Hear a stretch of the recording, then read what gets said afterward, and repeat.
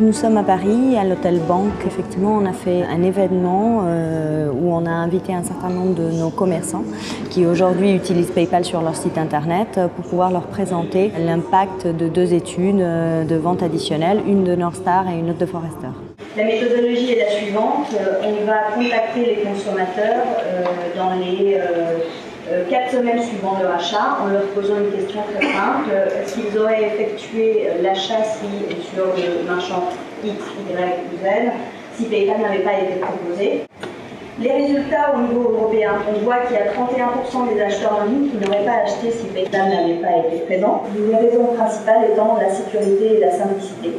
Aujourd'hui, je suis venu ici pour présenter une étude de retour sur investissement qu'un marchand typique en France pourrait obtenir en déployant le moyen de paiement PayPal sur son site de e-commerce. Plusieurs interviewés ont estimé qu'environ 20 à 30% des ventes PayPal sont réellement nouvelles ou additionnelles.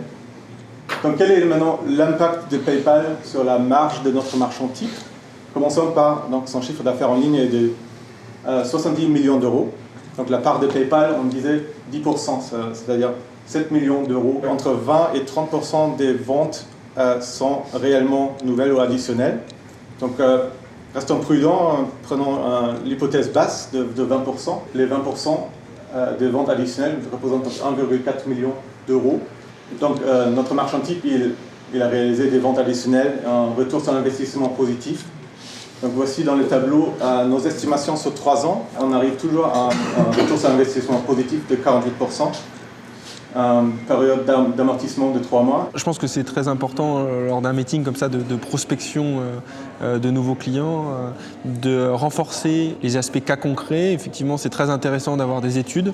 Donc Forrester et puis l'analyse de PayPal, on met en avant des arguments et c'est aussi très important d'avoir un feedback concret, de mise en place opérationnelle du système de paiement PayPal. Donc la présentation s'est déroulée en 2 grandes phases. Une première phase de 5 minutes sur laquelle j'ai parlé de Spartoo et puis quels sont les principaux avantages de PayPal.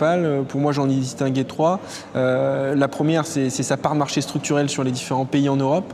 PayPal peut peser en part de marché entre 8 et 15% sur les différents moyens de paiement dans les différents pays. Le deuxième point sur l'avancée technologique et l'innovation que met PayPal pour fluidifier la partie paiement, tout le processus de paiement à partir de l'ajout du panier jusqu'à la validation du paiement avec PayPal Express ou PayPal pour mobile. Et le troisième point qui est les problématiques de paiement à l'international en Europe. PayPal a noué de nombreux partenariats sur les différents moyens de paiement en Europe et ce qui facilite le time to market lorsqu'on va accélérer notre développement en Europe. Parce que je rappelle que Spartoo est présent dans plus de 20 pays. PayPal, pour un marchand, c'est l'offre de vente additionnelle. Et donc nous voulions partager avec nos partenaires ce message aujourd'hui afin de sensibiliser le monde Internet à la valeur apportée par PayPal à un marchand. Merci à vous tous d'avoir fait le déplacement.